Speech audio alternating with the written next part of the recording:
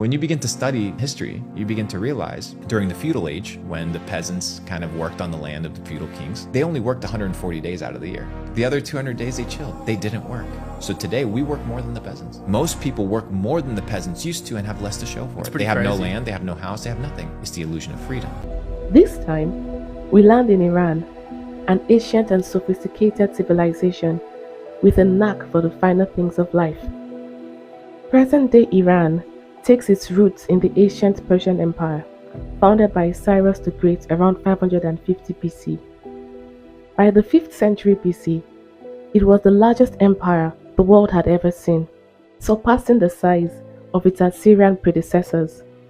The majority of the items now in the Iranian national jewels were acquired by the Safavid dynasty, which ruled Iran from 1502 to 1739 AD. Afghans invaded Iran in 1719 and reportedly took the Iranian crown jewels as plunder. By 1729, Nader Shah Afshar successfully drove the Afghans from Iran and launched his own campaign against the Afghan homeland in 1738. He returned to Iran with what remained of the plundered crown jewels, as well as several other precious objects now found in the Iranian treasury. Another notable dynasty is the Qajar dynasty, which was founded by Mohammad Khan in 1789. The family took full control of power in 1794, signaling a new era for the country. It would also be important to acknowledge the Pahlavi dynasty, the last Iranian royal dynasty that ruled the country for almost 54 years, between 1925 and 1979. Its last ruler was Mohammad Reza Pahlavi, whose coronation in 1967 was arguably the most spectacular in over 2.5 centuries of the country's existence. Thanks to the occasion, the most extravagant jewels made their way into the royal vaults, including incredible works from notable jewelry houses like Harry Winston and Van Cleef & Arpels. Iran boasts a rich history, studded with mesmerizing treasures that you won't find anywhere else. Join me as we explore the most famous and iconic royal jewels from Imperial Iran.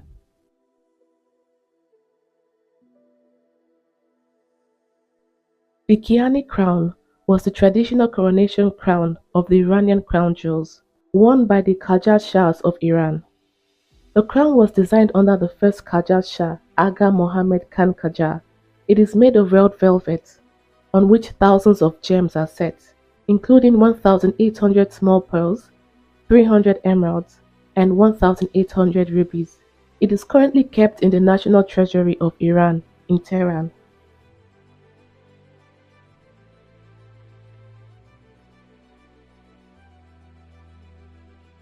One of the most historic moments in Iran's history was the coronation of Reza Shah Pahlavi in 1926, the founder of the Pahlavi dynasty. His coronation crown, made by Persian jewelers, was created with a gold, silver, and red velvet frame. It features 3,800 diamonds, the largest being a 30-carat yellow diamond nestled in the sun motif, 369 pearls, and 5 emeralds, one of which totals 100 carats. Although the Pahlavi crown was not assembled until the 20th century, the stones used in its production, as per tradition, were selected from the thousands of loose stones already in the Iranian imperial treasury. The crown was later used during the coronation ceremony of his son and successor, Mohammad Reza Shah Pahlavi. The crown is currently on display with the rest of the Iranian national jewels at the Treasury of the National Jewels in Tehran.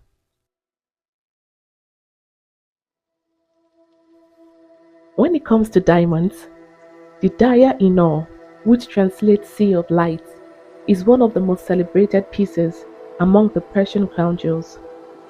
Mounted on an elaborate frame, the 186-carat pale pink table-cut diamond is also considered to be one of the largest cut pink diamonds in the world. The history of the diamond dates back to when Nader Shah ruled during the Afshari dynasty and brought the diamond to Iran after invading the Mughal Empire. After the Afshari dynasty was taken over by Aga Mohammad, the founder of the Qajar dynasty, the diamond was passed down to his successor, his grandson Fath Ali Shah, who inscribed his name on the side of the gem. The diamond is currently in the Iranian National Jewels collection of the Central Bank of Iran, but some speculate that it's currently in a private collection within Bangladesh.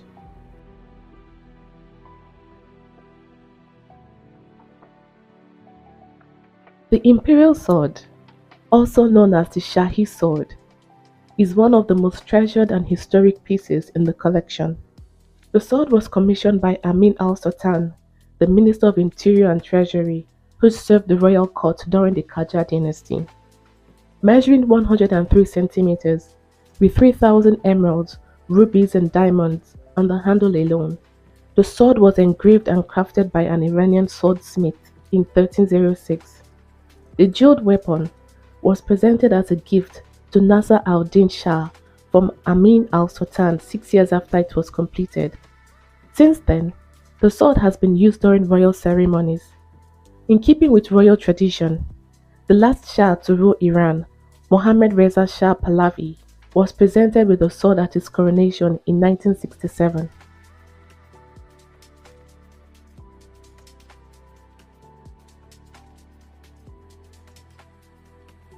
One of the most famous and intricate pieces in the collection is this jewel-encrusted globe, which dates back to the Qajar dynasty.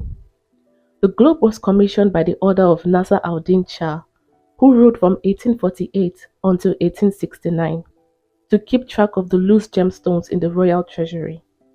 With a diameter of 45 centimeters, this magnificent globe is made out of pure gold with more than 51,000 gems. Emeralds represent the sea, and rubies represent landmass with the exception of Iran, Britain, France, and some parts of Asia, which are highlighted with diamonds.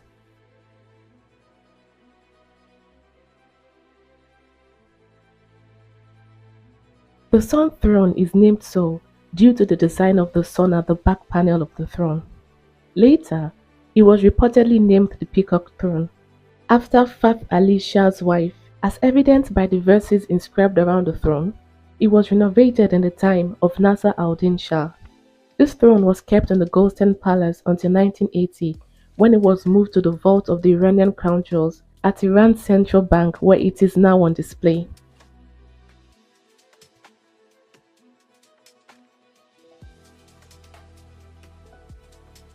Prior to Mohammad Reza Pahlavi, the wives of Persian monarchs had never been crowned since the Muslim conquest of Persia, so a crown fit for a queen had to be made for Empress Farah during the 1967 coronation. That honor was bestowed upon the French jewelers Van Cleef & Arpels in 1966. In accordance with tradition, the gems used were selected from loose stones already in the imperial treasury. Since it was against the law for the items from the treasury to leave Iran, Van Cleef & Arpels were obliged to send a team of jewelers to Tehran in order to construct the crown, a process that took 6 months. The frame of the crown is made with white gold and is lined with a cap of green velvet. The crown contains 36 emeralds, 105 pearls, 34 rubies, 2 spinels, and 1,469 diamonds. The largest emerald is located in the center of the sun bust on the front of the crown and weighs approximately 92 carats. The 2 large spinels are approximately 83 carats, and the largest pearl is approximately 22 millimeters long.